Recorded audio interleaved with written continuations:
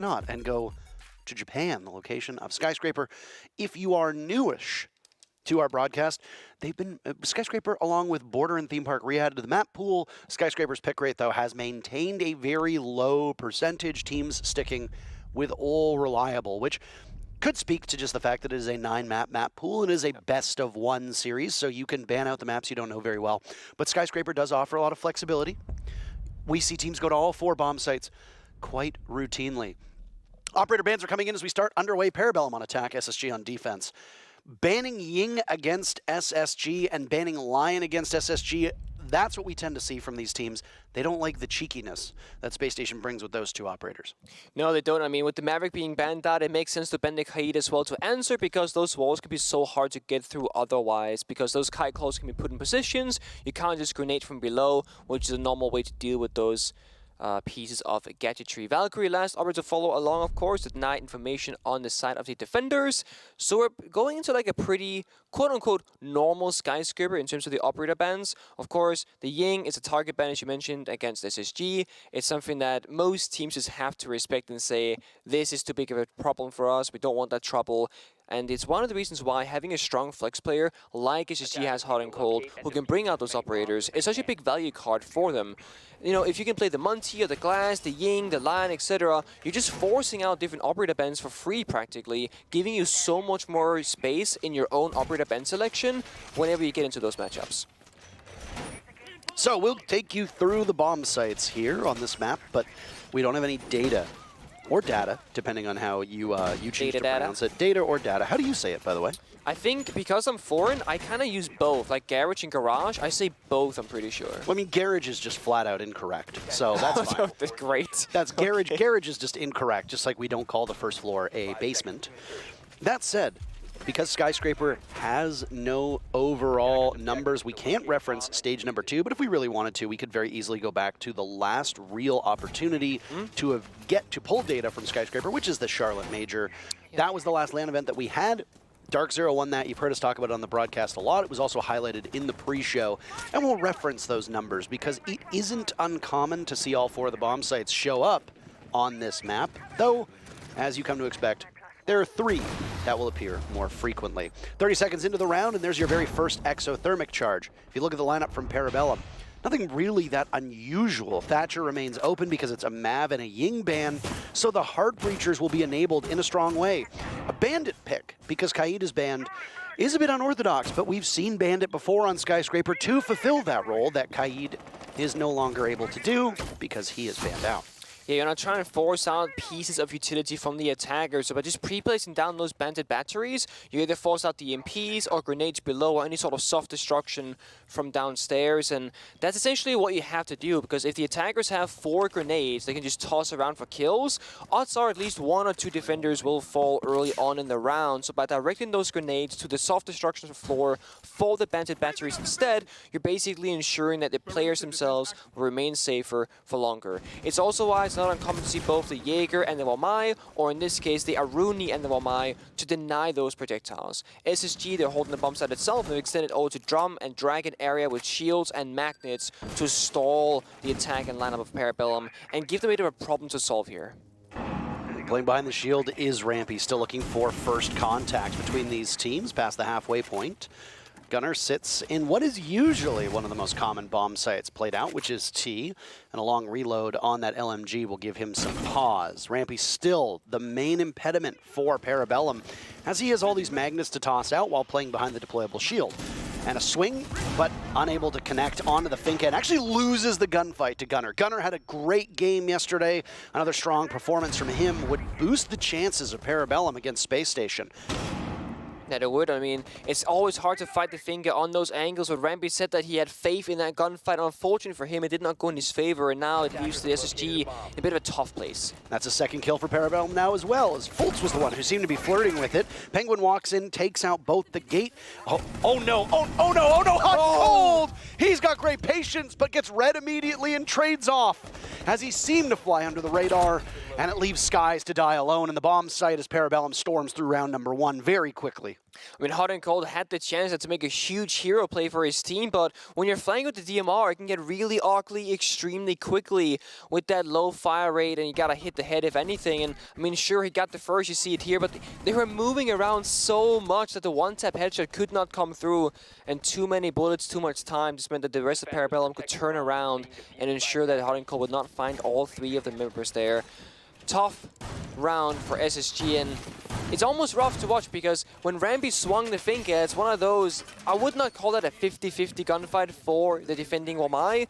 Whenever you're fighting a finger who is boosted up, who's got the LMG, even if you're on a deployable shield, I feel like you're always going to be at a disadvantage as a defender, and once the first line falls, everything else becomes much, much harder after that because the pieces slowly they fall apart. So unless Hot and Cold got that flank off, I just don't see how that round was going to go any differently. And now we're going to see SSG try something else here, utilizing those mirror windows. And it's a very common way of using them, where instead of using them on the exterior wall to the outside, you put it on the wall next to it. So on this bar, desk, or half wall you have here, the mirror window will overlook the soft wall to the exterior of the outside, and therefore give you a little bit more map control. Then that second mirror window will be put in the bomb site itself, or watching the red stairs, and of course the drum area, limiting where the attackers can come from. Let's go back to those Charlotte Major stats for Skyscraper, because that's the only thing we can really talk about. I mean, we can look at Skyscraper's pick rate in other regions, but I don't necessarily think that'll give us the best look at it. That office and exhibition bomb site that SSG went to first actually hit the was tied with Master and Bathroom as the best win rate for the defenders. So that might be why teams decided to go over there. T and Karaoke had by far and away the highest pick rate of all the bomb sites, and because it was played so frequently, it suffered a little bit. Only 43 to 73 in favor of the defense. So that's not too bad, actually. I mean, it's not terrible. Skyscraper overall was 49% rounds won by the defense, 51% rounds won by the attack. So that is as even as you can get other than 50-50. Oh my goodness. First kill goes out to Rampy, and Penguin Blind takes one to Hot and Cold. Unfortunate timing for Hot, as the flash is just a little bit too late and maybe could have stopped Penguin from capitalizing. It's ultimately a trade, but with Gunnar going down, he was the carry yesterday for Parabellum, and also playing that Osa, that's a shield that has so much value on this bomb site. You tend to see that shield get applied over in Geisha or even at the top of backstairs. It's not really going to be possible unless Gunnar's already put down that Talon shield. That's a lot of utility that's gone, and a huge part of an execute that won't be available for Parabellum. I fully agree. I mean, you can even go as far and say it's also the smoke grenades. The only set of smokes you had was on the OSA itself, and now with that being gone, those mirror windows are harder to deal with. See what they can do instead, of course. SSG, they're kind of sitting ducks on the bomb site itself with not a whole lot of places to go. One C4 in the pocket of Skies, but Rampy and Falls are both so low on HP that once Parabellum executes with that finger boost especially, well, the numbers and the odds are not in favor of the defenders at all. Well, 1 minute left. Kool-Aid takes down Skies. Skies was the last man standing for Space Station. Won't live to see the end of this round at all. Bosco rotates as Rampy gets one of his own for Space Station. Adrenal Surge goes out. Blaz knocking on the door of the A-bomb site inside of Drum. There's a rotate that leads into Karaoke. Sees the head of the Jaeger. Down goes Fultz. Swung, and a nice flick from Blaz, and he collapses onto Rampy. The next one up is Bosco, still inside of Geisha. Close enough. Parabellum seconds away from getting the diffuser down, and it gives even a more troubling prospect for Bosco. Oh, through the wall and read so well. Bosco, a nice shot on the Blaz. 2 more to be found. Jiggle peeking around the door frame and then a vault on over, but he's in a precarious position. Sees the A-bomb site in front of him. He's got to tackle the diffuser and the 2 of the attackers who have now scampered out of the bomb site. Bosco retakes. Can he long arm it? That's the real question. Doesn't have a lot of intel. Sound cue will come out. A smoke goes down, and it will do some damage to the ace of Penguin. A long arm now as well from Bosco to try and drag out the smoke. He does it, but it's Eska on the sledge to do the damage at the end. And that's it. Parabellum up 2-0.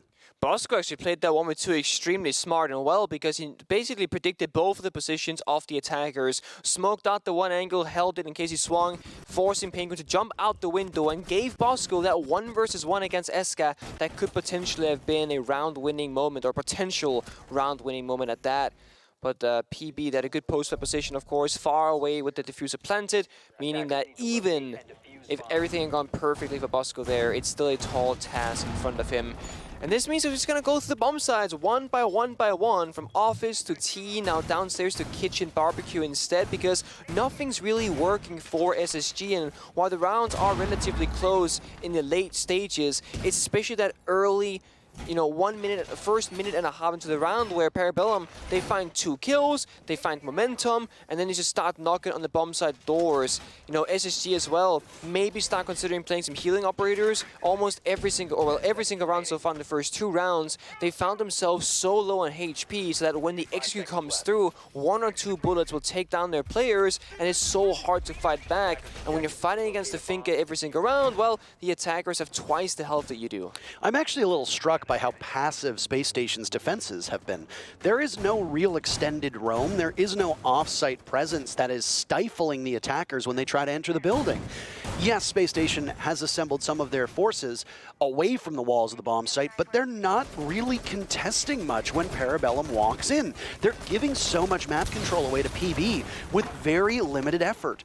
And again, you see it here. Parabellum are taking full advantage of this. The entire office side of this second floor is wide open, and PB have opened it up. They're scouting it. They're discovering that there's nobody from Space Station in that area, and have now dropped down to the main floor as well. We're 45 seconds into the round, and half of the map is already in control of PB. I fully agree. It's a good observation because, I mean, ideally you want to start on office all the way to the entry point for the attackers, kill a few drones and fall back 1 room at a time. Because look at this, 9 drones left for Parabellum, half the map in control as you mentioned, only a minute into the round. SSG, they haven't gotten anything. Now they're gonna start walking forward and try and get these drones, but they've lost so much already. So ideally, start aggressive, then fall back afterwards.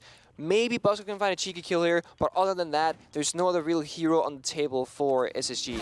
Oh, a Nitro Cell from Bosco actually works out. All right. Gunnar was a little bit too slow on that one, decided to take the engagement. Maybe it was the right call, maybe it wasn't, who knows, but Space Station do something that they have not been able to accomplish so far. I mean, technically last round it was a trade, but they get the first blood, and they've bought themselves a little bit of time. We talk about off-site play, as this is one of those kitchen barbecue defenses for them. Blaz and Penguin shoulder to shoulder over towards Drum. Next thing to tackle is while Parabellum were able to grab that entire portion of the map by Office, this is where it gets harder. It is. Now you gotta hold on if you're SSG because you can't give them all this map control for free. So vertically speaking, you gotta hold on for another 20 or 30 seconds on a kill or two, then you're solid on the bomb site. But if you just fall back immediately, I'm afraid of your chances now as a defender. Oh, there's another kill from Space Station coming in. Things looking mighty fine on this bomb site, which is a far cry from what we had seen in the first 2 rounds. And they don't really need to be as aggressive off-site, it seems. Maybe hold things closer to kitchen, hold things closer towards barbecue component, and you'll be in great shape. That seems to be it for Space Station. Still holding aggressively from above. The sledge of Esco will collide with Rampy in a second, and Esco wins the gunfight. You need a good performance from Esco. He didn't have a great one yesterday. Nobody from Parabellum having a great performance in this round. Rampy, the only casualty for Space Station. That leaves the one operator designed to clutch the best left, but it doesn't matter because they're met with a shotgun blast to the chest. Nothing from Blaz on that Finka at all. Space Station win their very first round. Still a lead for Parabellum, though, up 2-1. Yep. Not looking too sloppy. I mean, that round was played a lot better from SSG, but also Gunnar again being singled out very early on in the round. You know, he's been the open casualty for Parabellum all 3 rounds now. And Gunnar yesterday, you spoke about, had a phenomenal game and had a really, really fantastic performance. Today, he's playing extremely alone, away from the team, usually dying first. Maybe it's time to, you know, because you're up against SSG, it's a different matchup, it's a different kind of scenario, to play more together, get Gunnar in the free of the fight, together with somebody who can drone for him or refrag him so that when he goes in, you won't just die for nothing. Who's more likely to bounce back into top 4? You said 43% Parabellum, 57% SSG. Very close. I thought it was going to be a lot further than that, actually, so that's pretty good. I mean, I hate to say it, but I do wonder if there's a large number of this community who've also lost faith in Space Station.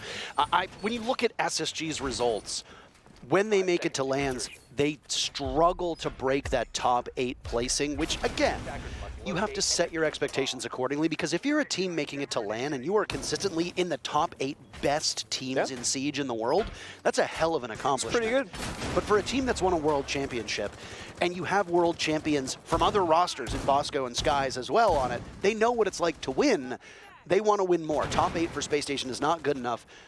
I think with the results that they've had in the NAL and how competitive NAL has been, top 8 would be a pretty good result for them right now. But they've been struggling domestically, which is the opposite of what we used to see from them.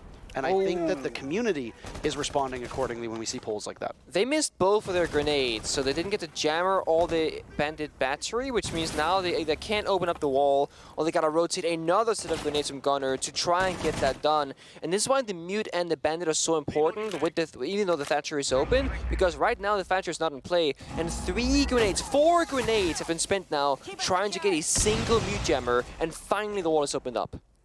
It's a bit of a misplay from Parabellum, and utility that could have been applied somewhere else. Unfortunate for them. They'll have to drone out Samurai, and the good news is that while they've used these nades, they still have plenty of information. I don't know if Rampy intended for that one to go there, by the way. Sometimes we see players mess up their Kiba barriers, and that's because it depends entirely on where you throw it as to how it propagates. It could maybe spread in a different direction if you hit a different corner of a banister. Still a learning process. I mean, with Asami being banned as much as she is as well, it's not an operator you can necessarily play every single day in practice or in scrims, because it's not really necessarily realistic you can play it on game day. And some surfaces are not consistent either. You might think that you're hitting an angle that's proper and it ends up turning out the opposite way. There we go. I think this is what the intention was for Rampy. First kill goes to Penguin. Talking about how Kibas don't work out, we saw that yesterday. Melted in the Mirage match was not, had some struggles. There's another kill coming in for Parabellum. They are cleaning up and whisking their way through. Rampy off site. He's got 2 different players from Parabellum to focus on. First kill for Spacestation comes in, but goodness gracious, the round is over. PB just slaughter Spacestation inside of the bomb site and off in the manner of 30 seconds. That's it. That's all she wrote. PB regained their lead of 2 rounds. They're up 3-1. That they are, and now we gotta start talking about those tactical timeouts. I mean, when does Lycan pull that out? I think it's too early right now. I don't think it's gonna come out, but if they lose this following round, they go 1-4, that's when you gotta start thinking, okay, gotta get some numbers on the board here, because if, 5-1 split would not be ideal if you're on the defending side of Skyscraper, and you can maybe argue that SSG are a lot better on their attacks and their defenses on this particular map. That is possible, but what if Parabellum 2 are also great on their defenses like they are on their attacks? Then you're not going to be in a very great position at all. Operator lineup-wise, pretty similar story from both teams. It's going to be the same couple of operators being brought out. Gunner doing the most flex work together with Blast, kind of sharing that finger back and forth. Gunner played the Nomad, the Osa, and then the finger. Now back on that shield operator, because we are finding ourselves on this karaoke T-bomb site instead. Mind you, last time, Gunner died early, so no shields were really used, no smoke grenades were had. I do think that the big importance right now for this round, if you're Parabellum, is to keep Gunner alive, to get to use his utility with the OSA operator and see kind of what happens. Whereas an SSG, early extension onto the office samurai area, like we see right now from Hot and Cold and the Bandit, is exactly what they need. And here we see nades being forced out, that gets the battery. A second nade has to follow up, otherwise you get juggled. Second nade not coming through. There it is. Second nade comes through. And now a thermite could open up the wall, but there's a risk of a third battery, and now you have no more grenades.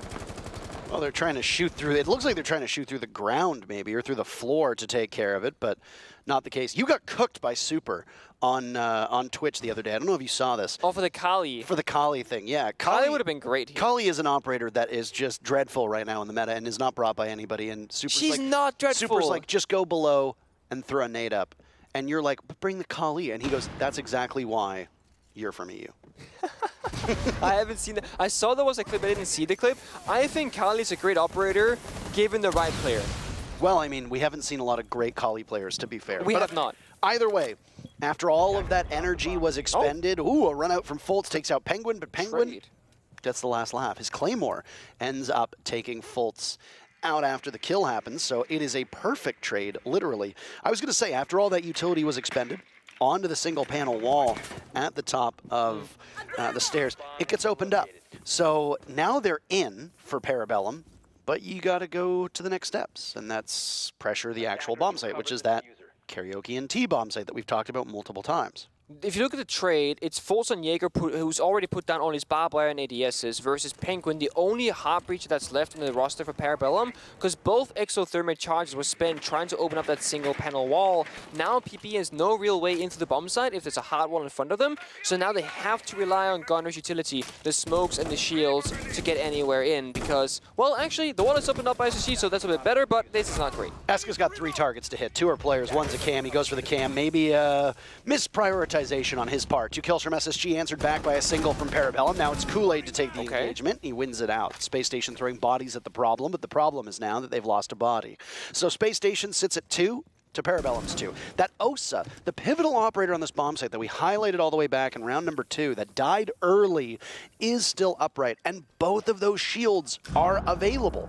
One currently in the hands of Gunner. Do you use it to escort your teammate into the bomb site? How are you going to play this one out? Hot and Cold has already used the Nitro Cell. There's no impacts to take care of this. Oh. And nicely read by Gunner, who abandons the shield and picks off Houghton. It's Skies to the rescue, but guess what? You can't go through the shield, so you run for it. Gunner's shield is a great bait as he picks up those 2 kills while both players from Space Station are distracted.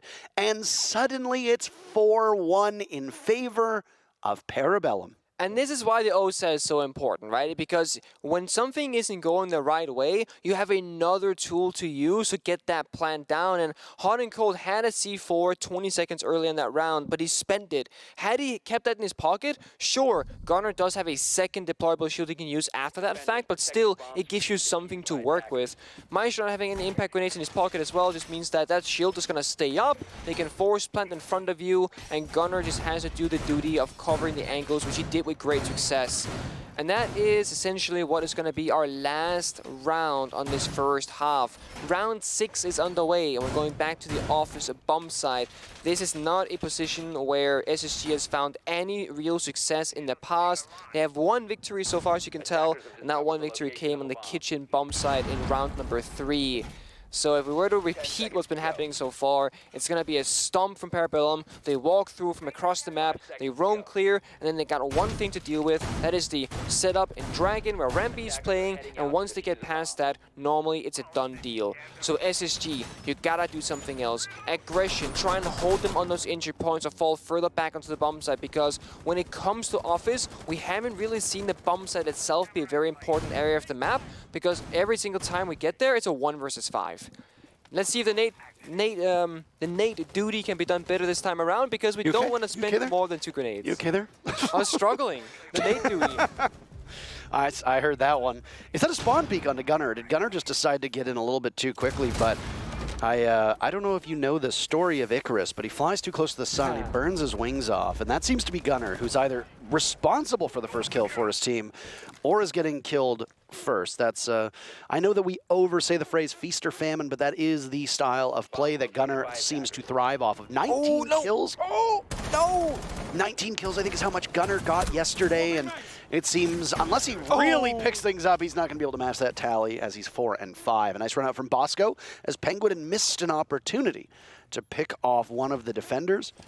Oh, Blaz, that is not great. But look at the HP of Skies, very limited. Space Station taking some damage from that, but Parabellum walk away at a significant disadvantage. No timeout has been burned yet. It's another attempt, the 3rd for Space Station on this office exhibition bomb site. They are 0 for 2, but they've got themselves a great start. Halfway through the round, and Space Station sits at a 5v3. I want to say there's no way Parabellum can win this round, but I don't want to say that either, because anything is possible. But I will say this, SSG are in a great position, but Sky's missteps and so does Bosco, both taken off the board now in a 3v3, and that advantage is completely gone. And we're back to an even ground, and Kool-Aid is planting. Oh, how is Kool-Aid in the middle of the bomb site right now? Blaz is trying to isolate the players. It's a double swing from Space Station, but Rampy has no intel. The diffuser's down, and suddenly Parabellum has coverage of the bomb site. It's forcing Space Station to retake, and the thing with Parabellum is they don't have a lot of coverage. The walls are opened up. A Pokeball from Rampy dusts Kool-Aid off, and now Eska falls too. Space Station. Do instead. Bosco with a nice run out to punish the enemies not really paying attention. While PB did try and claw a few kills back and get the plant down successfully, it was not enough to get the round. PB starts on Kitchen. That is where SSG found their own success in their own very first round in round number 3. And they're bringing that dynamic sort of lineup. They bring in, not the Asami unfortunately, but they are bringing the Castle to kind of deny angles and shape the map differently. They're bringing multiple shotguns on both the Castle, the Smoke, and the Alibi. MP5K on mute so that Kool-Aid himself can fight back on those long ranges of combat. And of course you bring the Jaeger to keep everybody safe from those grenades. On the side of SSG, similar story like that of Parabellum. Double Heartbreach to deal with any wall that comes your way, Thatcher to make the walls easy to open up, and 2 sets of grenades, essentially of course for that soft destruction, deny of battery, bandit battery tricking, and of course just to get some kills. Well, let's do the tail of the tapes for the first half as we're now underway with the action phase here in round 7.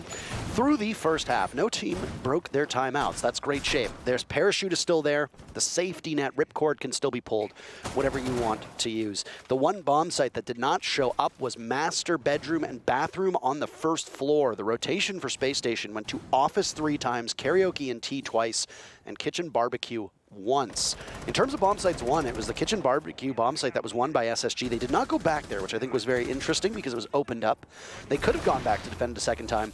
The third attempt at office exhibition went in favor of SSG, but again, as you saw in that very final round before the side swap, it was quite close, and Parabellum had a great opportunity to make it 3-0 on that site.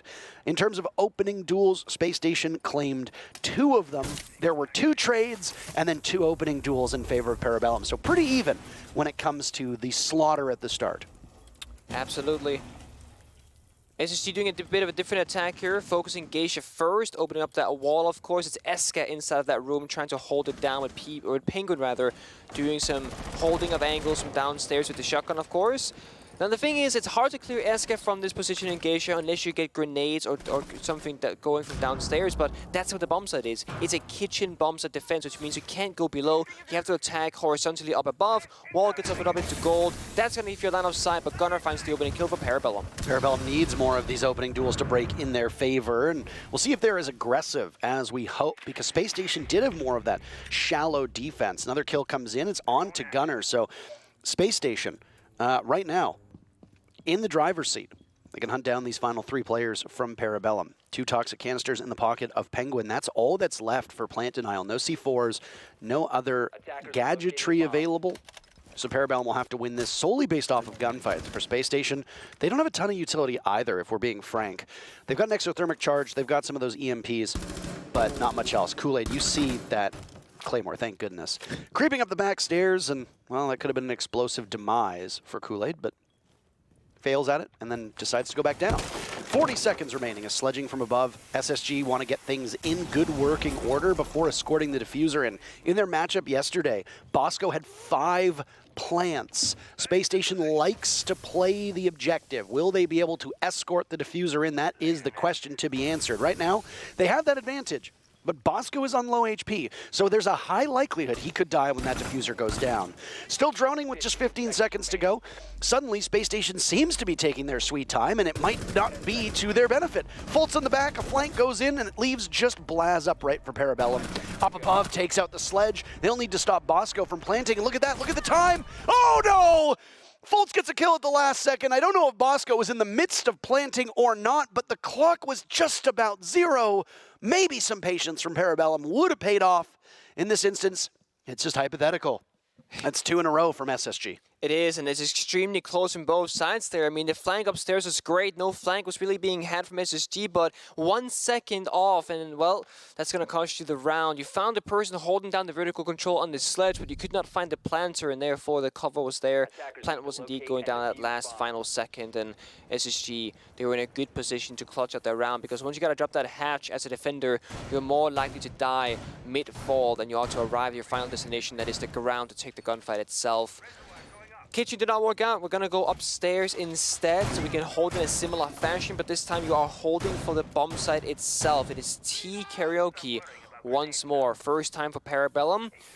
We got the Asami being played from Gunner, of course, to extend out most likely and hold these angles in the drum and dragon area, because again, you cannot just sit on the bomb side. Actually, on Skyscraper, the bomb side itself is not really the strongest position in the map, but you have some key power positions you can use. Either you can extend all the auto offers we see right now, some jammers being put down, or you can do what SSG did, which is that drum and dragon area that are just like a really nice bunker area. We do see a shield here with 2 ADSs, kind of fortifying the idea that this is indeed a stronghold for them. Well spoken about your stronghold, by the way. A fortress, if we want to call it that. A fortress.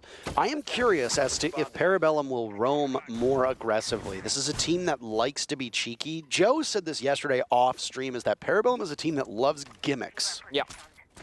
Gimmicks being the way to describe a lot of their plays, and I don't think that's said with any negative connotation to it. I think that there are teams that like to be cheeky and like to come up with pocket strats. You know, the old FaZe clan used to be very similar to that when they had that roster with like Cameraman and Astro and Mav and Yuna and all that.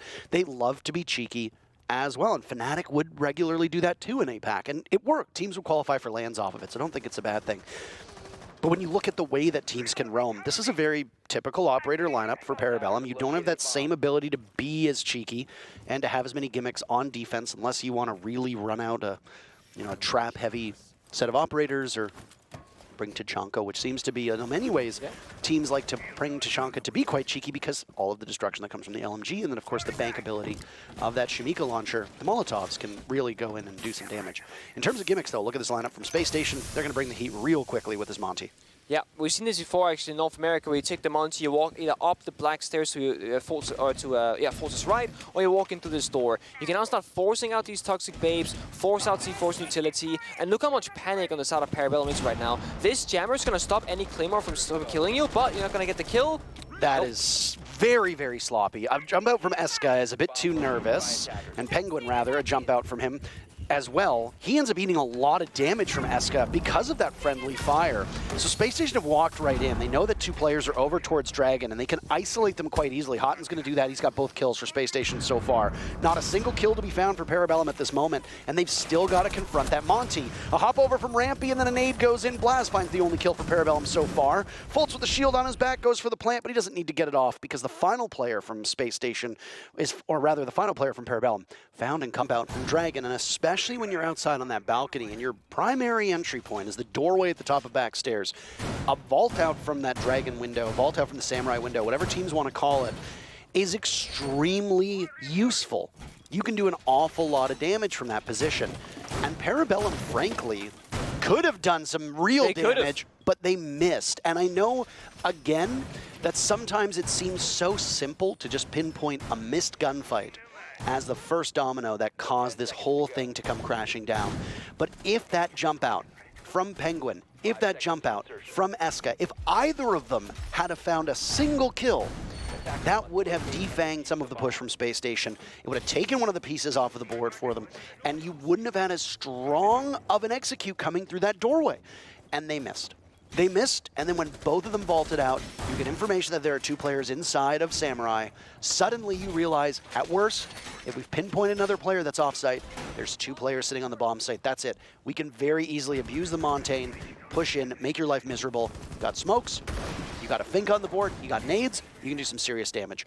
SSG played that flawlessly after Parabellum whiffed the run out and whiffed those shots, and they end up winning the round. I don't know what Parabellum's going to talk about on this timeout, but they are not exactly in the best shape when it comes to Skyscraper, and it seems like the match yesterday, Parabellum had a lead, they lost, Beast Coast stormed back, now it's Space Station's turn to do the same thing.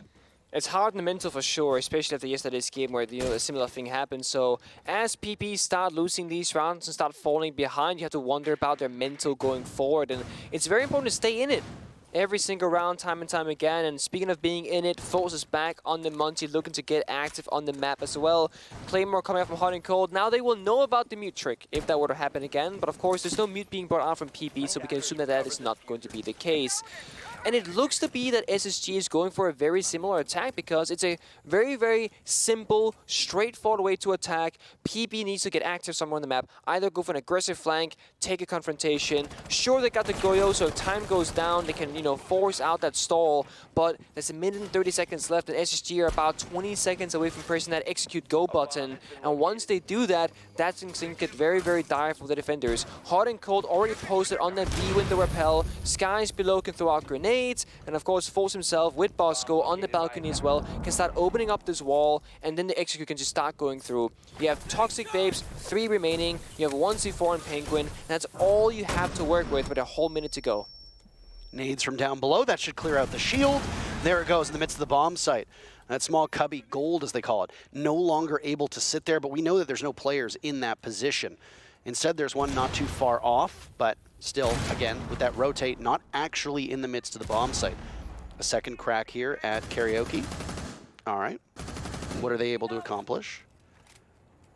Skies has been downed. Kool-Aid is on low HP. That's where we stand right now with only 30 seconds to go. It's been a bit of a quiet round. Now Bosco's been down. Skies retrieved. Gunner the very first kill. Space Station trickling on in. Nice shot from Blaz onto the stairs. Eska there for support. Parabellum looking much sharper on this particular defense. Same bomb site. 15 seconds to go. Space Station struggling to get into the building. The fire from the Goyo shield will continue with a Goyo explosion. Yamai tries to get back to the bomb site, and he does so quite successfully. Eska gets in and picks up 2 kills on the way to a flawless round for Parabellum. And the timeout works wonders. PB 2 rounds away from a massive W. And Space Station still has their timeout available. They can use it. But for Parabellum, there's signs of life on their defense. Yep, that's the one defense on the board, but we need more to go to keep this going. And I mean, the Goyo was nice to stall for time and buy Parabellum a little bit of space in the map. I like the proactive flank they had. 2 members worked together to escort Eska all the way to that back stairway, and he won his own gunfight and brought it down to that flawless round with Monty being the last man standing. SSG this time didn't really get to hit that go button. Once they got the wall open up to the bomb site, they walked through and they stalled out for a while. And while they stalled out, that is when Parabellum found their ground. It's when they took the fights while members of SSG were exposed. And honestly, 2 gunfights going in favor of Parabellum just kind of seals the deal there. Bosso getting found out from that deep angle all the way back from that geisha hallway really plays a big part because that's the only person covering the Monty as well as covering the hallway itself. Huge loss there from Space Station. And now, because the bomb site is a different one, they will also go to different set of operators. Folt's now flexing onto Lion. You said in the very beginning, Parker, that Lion and Ying are 2 operators that SSG likes bringing out on multiple maps, and that's going to be the same story here. The Lion will help you whenever you're going for those mini executes. You get 3 of those scanners that makes defenders have to stand still or get pinged out. That is 3 opportunities where you can find kills, gain map control, or take a gunfight 2 versus 1 where defenders can't really just walk up and help you without getting spotted out. So SSG will have to play around this now, just like they played around the Monty previously. Fultz is right now the team enabler, if you will, for SSG. Not that Lion is an abnormal pick, so to speak, but not certainly every team doesn't plays him. Absolutely, and certainly doesn't have the same prominence that he used to in the meta. Jammers go down, no Vector in the hands of Vulture, that Vector variant. Instead, it's going to be the DMR, which does significant damage. And on land, DMRs do tend to pack a significant punch. You hit somebody with a DMR one time, there goes 75% of their HP. That said, Mute Jammers will, for the moment, cause SSG some issues. Thatcher remains unbanned. We saw Parabellum run Thatcher a couple times on a bomb site like this. Thatcher could be quite strong, but there's a grenade from below to take care of the Mute Jammer, and off goes the exothermic charge, keeping everybody in their same positions. There goes the Lion charge, and Hotten's just walking right in. Suddenly, Parabellum in trouble with a big 2-piece from Hot and Cold. Holding this position by Bar, he's got a long sight towards Office. Eska isolated. Diffuser going down from Bosco, but nobody can seem to see it. Eska can't do too much. Fultz and Houghton finds a 3rd, and there's Fultz again. Call it a full house. Goodness. 3 kills from Houghton, 2 from Fultz. Space Station are in the building, and then the round is over within 20 seconds. That's a line right there. I mean, when you do those, well, I say mini executes, but it also works for a full-on execute. It gives you that countdown that every single team should be doing. 3, 2, 1, let's go, guys. With the line scanner giving you that automated countdown message, everyone committing together, it looked really sloppy because Hot and Cold punched the barricade once, then he missed the second melee, and it looked like he wasn't gonna do it. He jumped on through, he just ate the gate, walked in, gets 2 kills into a reload and a third. And while that's going on, every other member as well pushed to that exothermic charge breach, got the plant down successfully, and it was basically a flawless round from Spacestation, even though they lost the member. Good push, nice rush, 5-5. SSG still has their timeout available as well if they need it, so they're really in a great spot for this one.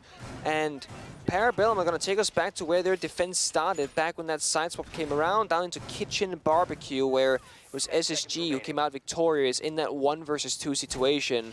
Parabellum, they could not hold the top floor. They gave it up way too early, lost way too many members. SSG did a really good job at roam clearing out the map. So that has to be where Parabellum's focus relies on. Once you lose Geisha control, as well as TN Party, the bomb site itself becomes unplayable because of the hatch being opened up and all that soft destruction available from like Sophia, breaching charging, etc. It just makes life way too hard. It's, you know why Parabellum is struggling right now and why that was such a good round from SSG? Why? Houghton has the birthday buff. Oh, it's the birthday He's buff. got the birthday buff. We have 2 players in the NAL whose birthdays are today. Drip on Beast Coast will be playing later. He's got a birthday today. I didn't know that he and Hot and Cold were born on the same day. That's fascinating to know. Slevin's birthday, too. Slevin, of course, the superpower player, used to compete on the Sonic's roster back in the day. He's now escaped to Europe. Returned to Europe. Well, I mean, yeah. Sunk to Europe. Oh, no. But no, happy birthday Hot and happy birthday Drip. Happy birthday Slebin as well. And if any viewers also, you know, yeah, happy to have a birthday. Is it your birthday today? Happy birthday if it is. Happy birthday. You know, somebody has a birthday every day. Yep. True. I don't know if you really ever knew that, Nick, but every day somebody has a birthday. That said. Space Station again, but running on attack and now confronting a different bomb site. So what are they going to do on this karaoke or on this barbecue? Karaoke and tea? Kitchen barbecue? Kitchen barbecue. Kitchen barbecue. It's worth noting that Eska died really early last time, and that was a huge issue for them, but this time he seems to be more passive. That's a nice grenade toss bounce off this lamp, if you will. It doesn't really do any damage to Eska. He falls away safely, but now the question comes. What is it called? It's like a circle lamp thing. It's like a light fixture. Okay. You don't hang lamps from the ceiling. Lamps are on the ground. That's actually... Could be a chandelier of some kind, maybe. A light fixture is what I would call it, but that's not a sexy thing. You don't. No, it's not. Nobody's gonna be like, look at that light fixture. Who knows? You were talking, by the way. It's a nice bounce. That was all I was gonna say. Eska stays alive. Eska finds a kill onto Fultz. So that Geisha control stays. Thatcher off the board. This is the big difference maker from the previous time Parabellum defended Kitchen. This time PP, they get to hold the ground. Eska still surviving in this area upstairs of Geisha. Very limited HP, so a single bullet will take him out, but the longer that he can exist, the bigger and more painful a thorn he will be in the side of SSG, and this is a very shrewd angle that he's playing off of as well. Nicely played on Hot, and the birthday buff has apparently worn off at this point. This is the case. 20 seconds left, though, and Gunnar finds one for Parabellum. It looks like match point for PB, and there it is, a flawless round to answer back. Wow, okay, Parabellum just greet SSG's entry point time and time again. They win it. And they find themselves at least picking up 1 point, which is big for where Parabellum is right now, which is the basement of the NAL. Sitting in 9th, they at least will increase their standing by 1. It's always a good time. Now the question comes, can they finish in regulation and take all 3? Or will we have to go all the way to OT and fight for 2 and 1 respectively? If you win regulation, 3 points. If you lose an OT, you get 1. If you win an OT, you get 2. So there's different outcomes here, and both teams kind of need this for the Berlin Major. You can almost argue that SSG needs it more than Parabellum, but the story is that both teams, of course, are in dire need. Back to Karaoke T. Last time, the last 2 times rather, SSG brought out the Monty. That was their entire / very big win condition they were playing around. It worked the first time, it failed the second, and by the looks of it, they're not gonna go back just yet because of that. And I think it's a wise choice because the more you do the same strategy, the more readable you become. And they attacked Kitchen the same way twice. It worked the first, failed the second. He attacked this bomb site twice, worked the first, failed the second. So now, of course, we're changing up the plan because Parabellum are adapting well to what SSG is trying to do, at least the previous time they came around. So no Munty, there is no smoke grenades being played, no Osa. SSG are going for a very standard, simple lineup. There's no real gimmicks here. There's no real to force into the bomb site. There's no real engagement operators when it comes to the execute. So it comes down to those 5v5 gunfights and how you can clear out the maps with drones and, of course, gunplay.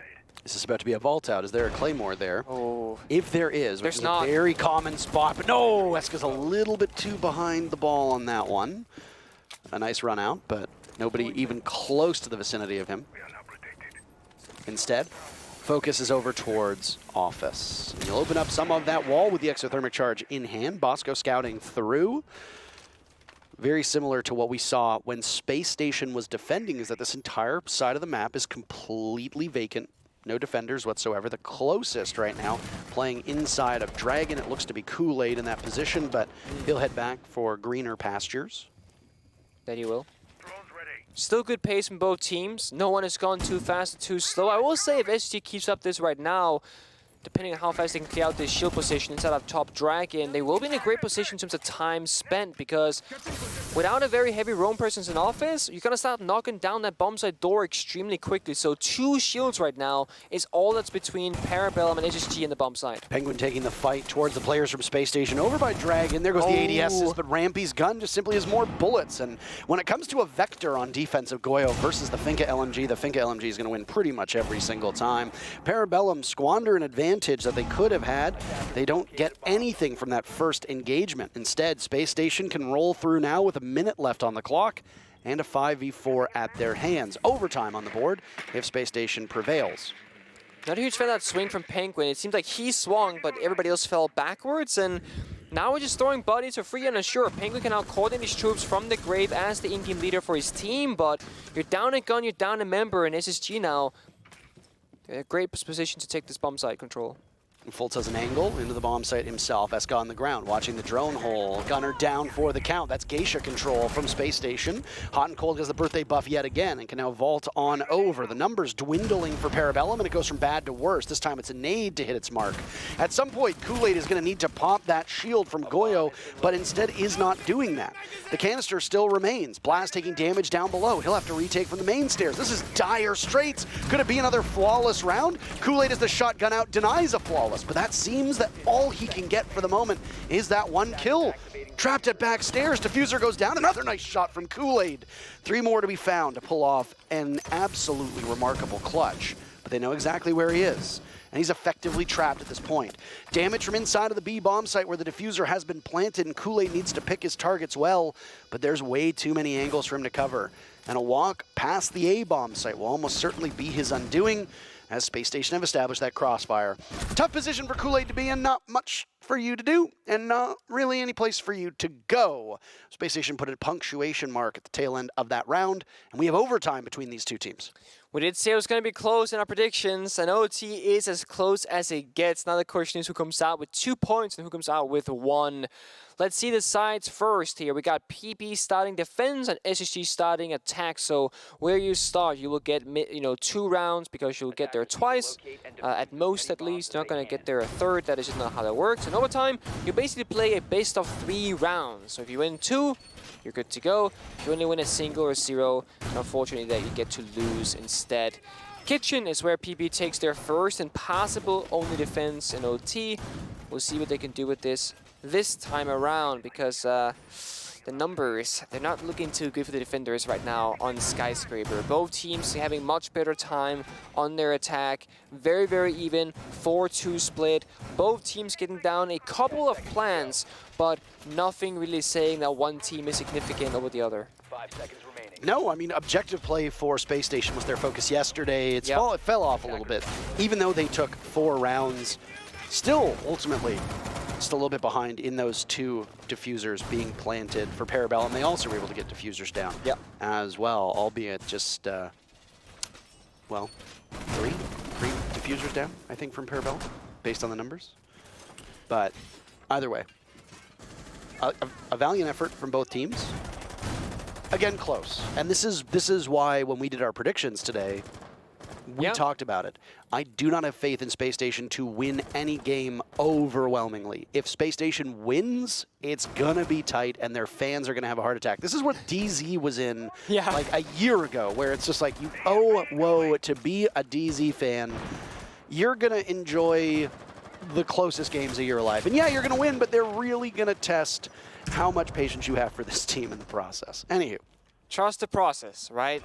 That's what TSM said. That is it. And what happened? They won the six rotationals title. They absolutely did. So, Kitchen Barbecue down below in terms of win rate of this bomb site. Again, we can't really draw from any statistics because this is the first time that Skyscraper has been played this stage. We go back to the Charlotte Major and you look at the win rate for Kitchen Barbecue. It was 45% of the time it was won by the defenders. Good start for the attackers, though, to continue with that trend line. That means that the attackers have an advantage on this bomb site, and Rampy gives his team, who's on attack, an advantage by picking off Gunner. Again, Gunner involved in almost every single early skirmish that we are seeing. Sometimes he wins, but more often than not, he's been losing, and that's not great for his team because Parabellum is almost consistently down somebody. No, you're right. Doesn't bode well. Escan on the fire from that grenade down below as well inside of Geisha. And this, again, is the big area that SSG cares so much about. If they can get this under control, usually they win the round. And there it is, the kill into Eska. 5 versus 3 now, and they got exactly what they want. So we can storm in on up top. Now Blast has to be a hero with his alibi, otherwise Bombs is going to fall very shortly after. Hibana pellets coming out with those X-Kairos to open up the hatch and the floor, but Kool-Aid falls as well in a 5v2 now. Oh, Parabellum continues to find themselves on the wrong side of these engagements, and you talked about Blaz on that alibi holding true. He's just by bar, finds one kill. Again, it's another flawless round denied by Parabellum, but Space Station are getting as close as you can without outright getting it. Space Station... You wanted me to order you coffee because you'd ordered food and you can't order twice, so it was you who should have asked, Pete. That's correct. Thank you. No, that's correct that I ordered food, so I couldn't order the coffee. It's incorrect that I should have asked. I take no responsibility for this whatsoever. You should have had the foresight. Next time I will be better. I appreciate that. Look at that. You know who will appreciate it the most? The colleagues. Our colleagues who didn't get coffee. Yep. They looked at me and they're like, they saw the bag of food and they're like, there were tears. Yeah. There were literal tears. Literal tears of disappointment. Crying. I will do better. Man, the people, not today. Anyway. Speaking of doing better. Parabellum. And SSG on their defense. So SSG on the defense, gotta do better. PB right now in general needs to do better. They've had a rough last couple of rounds. They got a quote-unquote spicy lineup appearing right here. The Nuke on Eska, the Monty and Penguin. This speaks to a similar attack of that SSG was doing, where you should assume that, you know, they got a good grasp on how to counter it, what the weaknesses are, because they've done it themselves. SSG, as I said, pretty basic lineup when we saw their tactical timeout. I was expecting something else, but they are bringing the Thorn for those, a little bit of information, maybe a little bit of damage can be done, or a kill if you're lucky. Then, of course, pretty cookie-cutter lineup other than that. Got some Molten Eye, Protection, and Bosco on Smoke. You got shields for those fortifiable positions of Dragon and Drum. So I really think that right now this is all up to Parabellum. They got a good set of tools to deal with this situation. They got a good operator lineup. The Nuke here could actually be a very big factor. You can creep up a staircase middle of the round, and if you're lucky with timing, if you got good information to work with, can get a free kill and then, you know, open up the round for your team. This is the same bomb site as well that Space Station brought out a similar looking lineup, which is over towards Karaoke and T, and will be spearheaded by the Monty, and they get the first pick too with it from Parabellum. One of the Razor Blooms go off, and then Penguin sustains quite a bit of damage from a toxic canister, but yet still PB take down Skies. No way for the Thorn to be able to come back. So while the Razor Blooms will continue to hang around their locations, you've lost a very capable operator. And it was to Eska, who plays that Nook and is able to fly under the radar.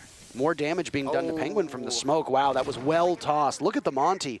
Just HP being chipped away at. It requires an adrenal surge to top the Monty back up. It does. Remember, if you are under an effect of adrenal surge, you do take more smoke damage, so you gotta time it correctly unless a third toxic bait might take you out. But there it is. Third one is gone, nothing more left in the pocket. Now it's hard for SSG. And while the first two were so successful, that third toxic canister from Bosco does no damage to Penguin whatsoever. It was a risk, it was a gamble. They take it, doesn't pay off, but you still take it nonetheless. A banked nade goes off, doesn't do any damage to Space Station. Eska from below still has one in his back pocket as the Nook engaging the cloak, and now still sitting inside a barbecue. Will be watched quite intently. Nice flick, Parabellum coming alive, Bosco and Fultzfall, PB in a 5v2. The Monty still troubling Hot and Cold, who's not too far away. He could do some damage. Looks towards the Finka, can't do much at all. Rampy next one in, and guess what? It's another flawless round. What the hell is going on? Happening? We are watching all of these rounds being so decisive. Round number 10, flawless for Space Station. Round number 11, flawless for Parabellum. Round 12, 1 death for Space Station. Round 13, 1 death for Space Station. Round number 14, flawless for Parabellum. These rounds are so decisive. They're in you're either winning them or you're losing them. That's it. They're not close. There's no debate. You're slaughtering your opponent or you're being slaughtered. That's it. Final round, 7-7 overtime match point, and please don't be a stomp for one side. Let this be chaotic, let this be bloody, let this be messy. We are going to karaoke tea one more time. The very clear favor for both of these teams on their defensive side, both of which are not finding the most success. So, we've seen both teams do the Monty strat, we've seen both teams do a regular strat. Last time SSG went for a regular angle, and well, we all saw what happened. This time, it looks to be the same fashion for them. No Goyo on the board for Parabellum. That's one of the saving graces last time they were here. They got the Bandit, they got the Asami, the rest is all the same. One difference with SSG right now is Skies went from Sledge to Sophia. Not a huge difference there. You get soft destruction. You arguably get one more LMG, which I'm sure you're going to love that if you're the attack inside. And Skies, who fell early last round on the Thorn, who was the opening death, surely wants to get more active in this round and get a few gunfights of his own. Let's see early aggression from defenders. Let's see them hold on and stopping SSG from entering the building. Let's see if Eska on this Bandit can do some damage out of the C4 or with the gun. Prep C4. Ready and loaded for a good position jump in from SSG, a very likely point of entry for them. All right. Far more focus from Parabellum onto the office and exhibition side of things, pulling off these bandit batteries. Eska takes damage in the process, but still seems to get away just fine. Cam spotted out. This is going to be, I imagine, a very slow round. Yep. Teams tend to tighten these things up when they get really close in terms of round count, in terms of... I like this, actually. You raised your finger. You were going to say something. I was going to say, Eska prepped the C4, but ran back to side to Bandit trick, so Penguin is playing here instead, giving vocal information for that C4. They blow it a little bit early, but they do it rather safe than sorry. They fall back towards the bomb side, and this right now is one of the first successful early extension for the defenders on this map. Still holding exhibition, still holding office, being droned in. Penguin will be first in line of sight for Rampy, playing behind this deployable shield. Halfway point, and again, not a lethargic entry from Space Station. They're still in the discovery phase, but they need to make sure that they're dotting their I's and crossing their T's. Early smoke canister tossed out. This nade should bank, but Penguin gets away just in the nick of time. You can drop on down, still holding this position. Shield is gone. Drone work needs to come out from Space Station to assess that they've got control of that part of the map and then can continue to push through, but they're not doing it just yet. Down goes one of those Kiba barriers. That's something that we haven't talked about either, the Azami setup. And with 1 minute to go, those could be a huge pain in the backside for Space Station if they don't have the necessary utility. And Gunnar starts things off well. We talk about how he's been the first step for his team far too frequently. Well, he makes good use of that roam. Down goes Hot and Cold. The ace, no more. And Penguin is still hiding on top of drum area, so like they have a massive value here, impacting the round. On this boost spot, they have no idea. They're using Toxic Babes to stall. Oh my, Penguin has the angle. Penguin has the angle. 30 seconds to go. The Finka not too far off. You have to control that gun. That's all you got to do. Nobody pressuring him from drum. The moment that Rampy steps up, Penguin should be able to shut him down. 20 seconds for SSG to escort Bosco in. There goes the Adrenal Surge. That'll be information once again to Penguin. Do they know he's there? Bosco gets shut down! Penguin hasn't been spotted at all! And all of a sudden, SSG are falling by the wayside. An unfortunate team kill leaves Fultz in a 1v3 to pick up the diffuser, fetch it, retrieve it, get into the bomb site, get it down, but he gets shut down by Blaz. Parabellum on a scramble in the final moments. They take it. It wasn't a perfect round, but by God, it works. Take a deep breath and let it all out. That is an absolute slaughter in the final moments.